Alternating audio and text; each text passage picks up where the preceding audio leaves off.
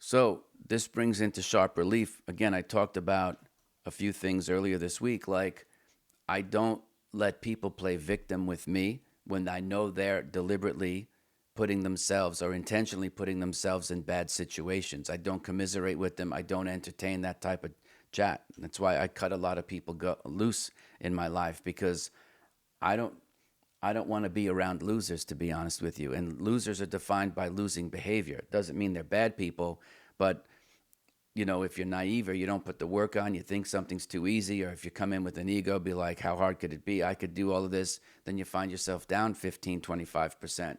I got no sympathy for you. If you're, trying to trade on the short end of the curve and you're not listening to me, then that's on you.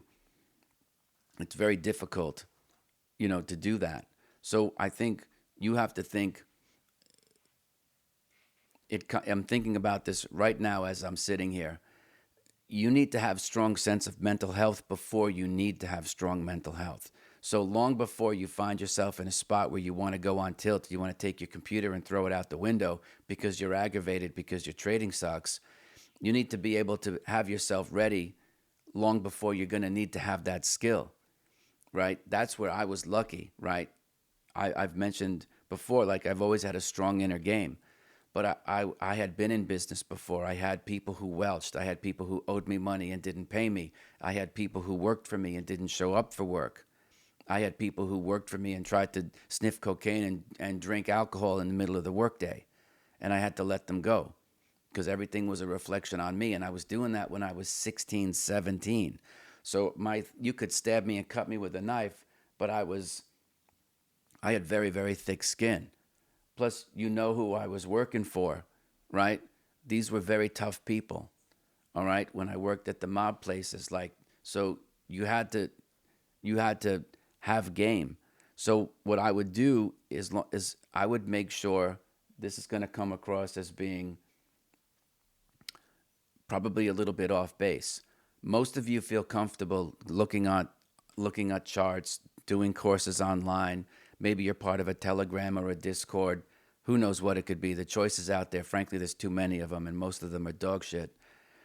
But you should keep track of all the time that you put into the tactics and make sure that you're putting an equal amount into your mental game. So if you're going to spend an hour a day looking at charts, then you need to spend an hour a day doing jujitsu, meditation, yoga, or something to work on your inner game, because that's 80% of it. It makes no sense to me to sit there and just try to learn about the tactics of trading when you're not doing any work on yourself.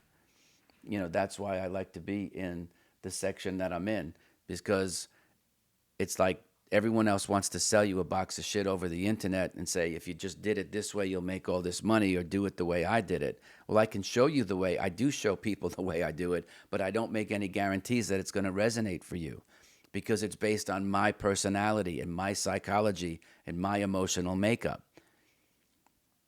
In the online mastermind, I show how, I had sugar positions on for 3 months in futures, taking it home overnight over the weekend, right? And so that might not work for everybody.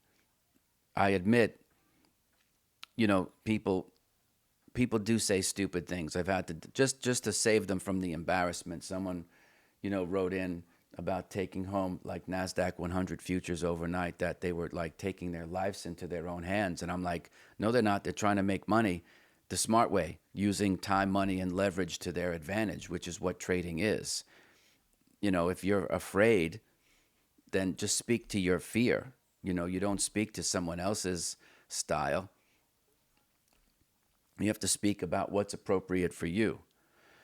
So I would make sure, and this is inside baseball right here, coming right out of the training program, is you have to work on your mental health as a form of preventative medicine long before you're going to actually need to have a steely resolve, because you find yourself down 2 to 5% in a week or a month or whatever would be, material for you. That's when you're going to need the skill the most, right? You can't try to go figuring that stuff out on the fly when you're in the moment. You're ill prepared, right?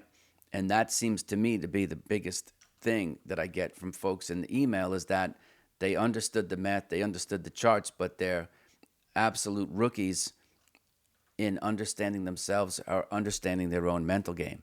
So you can anticipate for sure that you're going to find yourself in a spot sooner or later, whether it's a choppy market or your trading style is not amenable with the market and what the market is showing you. And you're going to start to feel feelings that you think you don't want to feel, like aggravation or frustration. And so, from my perspective, that's when you're going to need to kick into your mental skill set and hopefully have a bunch of arrows in your quiver at that moment in time so that you can work through that period of time, because they are coming.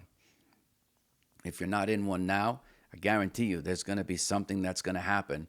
Either the instrument that you're in, or the futures contract that you're in, or the sector of the economy that you're in, or something that you didn't anticipate is going to work against you in a way that you hadn't anticipated. The blind spots are going to kick in. There might be several of them that cascade, and all of a sudden you could find yourself on the short end of the trade, short end of the stick. And it's at that moment in time that you're going to have to rely on yourself, because the trading tactics have not necessarily failed you. You think they failed you, but the results of your trading might get under your skin and affect you in a certain way where you start to undermine yourself, or you start to think about things that when people start to feel insecure, what do they say? Should I start changing my rules? Should I start changing my style? Maybe I need to adjust my screener. And the reality is that there's so much randomness in the short run, you might not have to change anything. You just have to grin and bear it, stick through it, and persevere. So to start this process, think in your brain, where have you had to persevere in other parts of your life? What can you borrow from those experiences? And can you recall? What notes can you take down? And what skill sets did you have to deploy in that period of time that you can borrow from and use right now? That's all I have to say. Check out this video here.